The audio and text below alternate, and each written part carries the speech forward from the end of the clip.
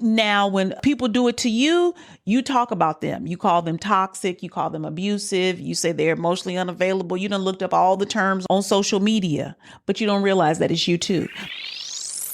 Welcome to the Black Mother Wound podcast, where we center the stories of Black women as we heal from the painful relationships with our mothers. Welcome to the Black Mother Wound podcast. I am your host, Jennifer Arnice. What's up, y'all? Happy Tuesday. Welcome back. Yes, I missed last week. I ain't even got no excuse for you because your girl was down bad. I got sick last week from eating a combination of the wrong things, and I was doubled over, and there was nothing I could do. There was nothing I could do last week. But I'm back. Happy to be here. Feeling so much better. I hope y'all are doing well. My birthday is in a couple of weeks. I'm so excited. I have not one plan, but we're going to see. I might have something special for y'all for my birthday. We're going to see. So stay tuned here on the podcast and in Instagram, which I know I haven't really been on IG lately at all, but I'll be back. So just be on the lookout.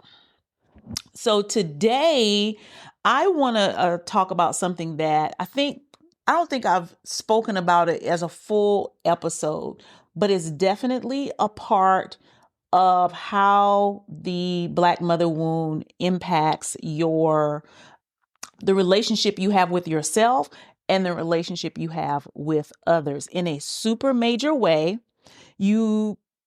Some of you, if you've been doing this work a while, then you know that it's happening. Some of y'all might not even know that it's happening. And even if you think you know that it's happening, you are probably unaware of how deep this shit runs, how deep it runs, which does make me want to cuss somebody out.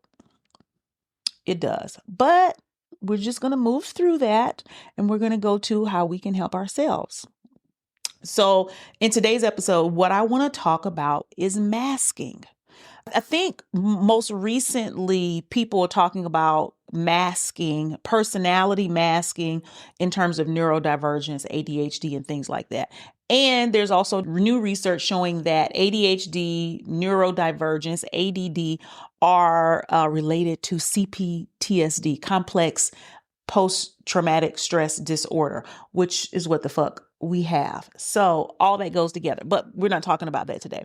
We're talking about masking. For those of you all that don't know, I'm not talking about masking tape, but I want you to think about masking tape. Masking tape is opaque. It's not clear. It covers things, right? So when I talk about masking, personality masking, what I'm referring to is the inability to present yourself in a consistently authentic way, right? That's what I'm talking about when I talk about masking. And this is something that happens because of it's a survival technique. It's how we learn to survive living in the house with our mothers. And we learned it from her. Everything that's happening to us as far as our mother wound, it's based off of two things. It's based off of our lived experience and it's based off of her lived experience. And masking for Black women, Black people is such a huge thing. I think when we look at it from a work or career standpoint, we talk about code switching, and Black people think of it as like it's a skill that we yield for our benefit. It also has a detrimental effect on us because we forget who we are. And when you don't know who you are, you don't have a true compass. Okay. So we're going to talk about masking, the impacts of masking, how it shows up, and what you can do about it. Right. So let's jump right in. Like I said, masking is when you have never learned how to be yourself and you don't even know it. And not even do you oftentimes not know that you're not being yourself. You are deathly afraid of being yourself. And I'm talking about this because y'all know when I'm going through it, y'all are going through it. And as kind of, I want to say like out of the closet as I am about my life and myself and my lived experiences, as I shed the layers of my mother wound, a new version of me comes to the surface. I don't even say a new version, a version that has been hidden comes to the surface. And that's really the space that I'm in right now. I'm in this space of like afraid to show certain things about myself that, and nothing is even wrong with them. It's not like I'm a serial killer, but the fear that it won't be accepted, that I will be rejected. And it's so crazy because I'm like, Jennifer, you've been doing this work for like 10 years and you still get that feeling that people won't be there for you. They won't understand you. They're going to be like, how dare she? How could she? And just even listening to myself, I'm like, bitch, you are making a much bigger deal of all of this, right? And I need to chill out. I know I need to chill out. So this is really a part of, this is for me as well as for y'all, right? And some of the ways that masking shows up, right? Because you feel like you're yourself. You feel like you're doing everything that you should be doing. And I have 3 categories right here for how masking is showing up in Black women's lives. We have the good girl, who's also the obedient girl. She's the overgiver. We have the smart girl, who is the overachiever. And then we have the independent girl, who is the under-asker. Which one are you? Or are you a combination of all 3? I think at this season in my life, I am still working my way out of the levels of being a good girl or overgiver, because it's like I want to be what other people need me to be. And that is a part of codependence. And it is such a wicked trap because you feel like you're doing it because you're being a good person. And I almost want to say, like, if you're doing something because it makes you feel like a good person, there's a level of performance and there's a level of manipulation, which means there's a level of fear. Because why are you worried about being a good person, Jennifer? Why are you worried about if people think that you care about them when you've done more than enough to show that, right? And I'm talking about this from the aspects of, in this community and how I have branded and marketed myself as, big sis, but also as an educator, a teacher, and a coach. And I'm at a space now where I want to be more things for myself. And it makes me feel very selfish because I'm like, if I start to share content and talk about things on social media that are not directly related to helping someone else, that I'm being self-centered and I'm being selfish, which is definitely what I learned. That is how I was kind of, fear beat me into not being myself as a young person. That's like, oh, you're selfish. You're only worried about what you want. And that's rooted in the church. We know that. And I want to do that with, like, most people don't know I'm an artist, that I paint, that I draw, that I write things. I write things beyond just content for healing and personal development, right? That I love photography and images and telling stories with video. And I love being saucy and sensual and all of those things. And it's like, Jennifer, you really need to, like, I can only teach y'all some of this stuff through living it myself. But I'm like, well, I don't want to leave anybody behind. I don't want anybody to feel bad. All of that is the conflict I have between my authentic self and masking.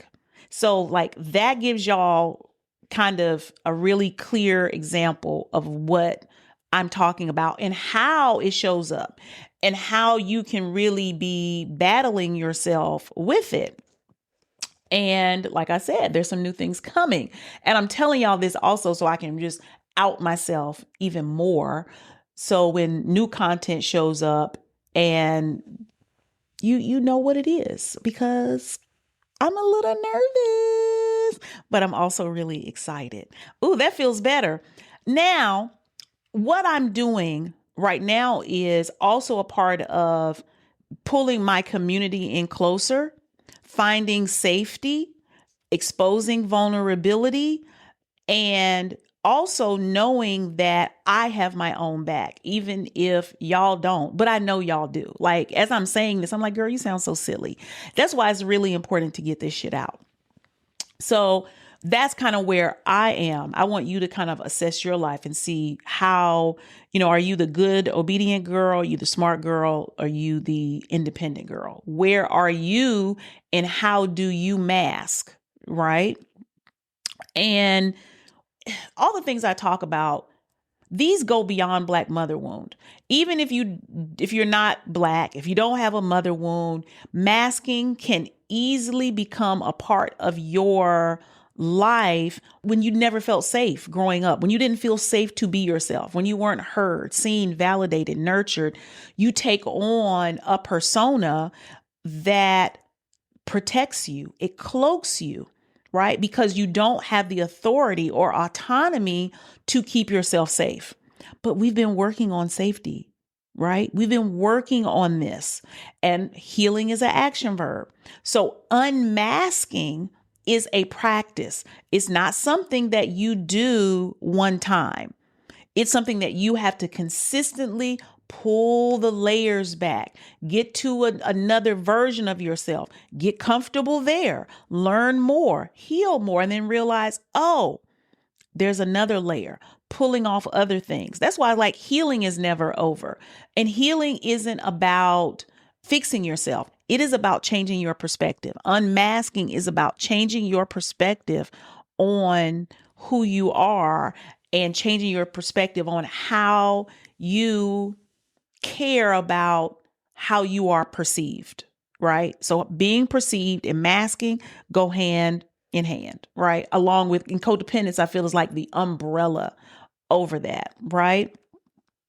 So when I think about masking, it's like you're the master code switcher.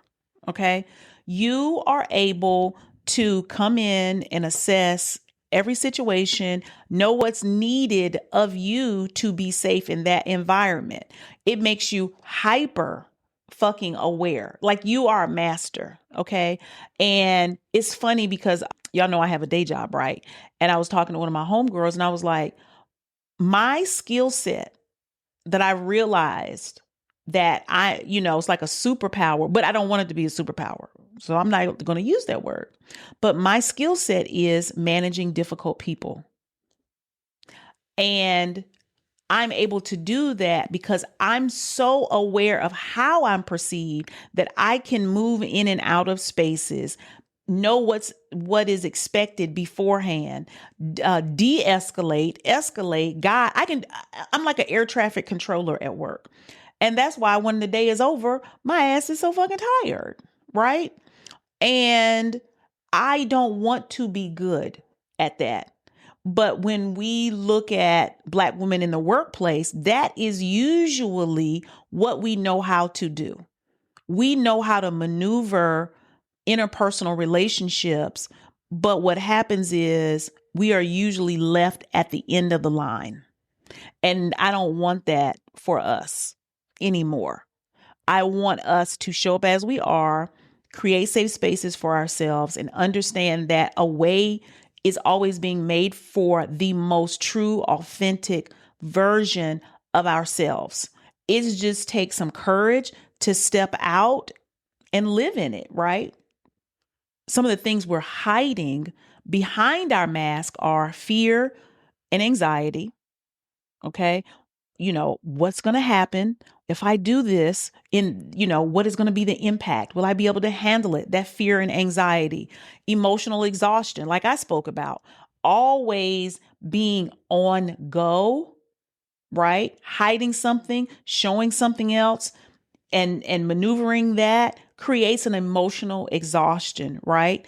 It creates resentment because it's like you see other motherfuckers out here doing what they want to do, be themselves, and here you are trying to be a good person, trying to do the right thing, and under it your ass is mad as hell, right?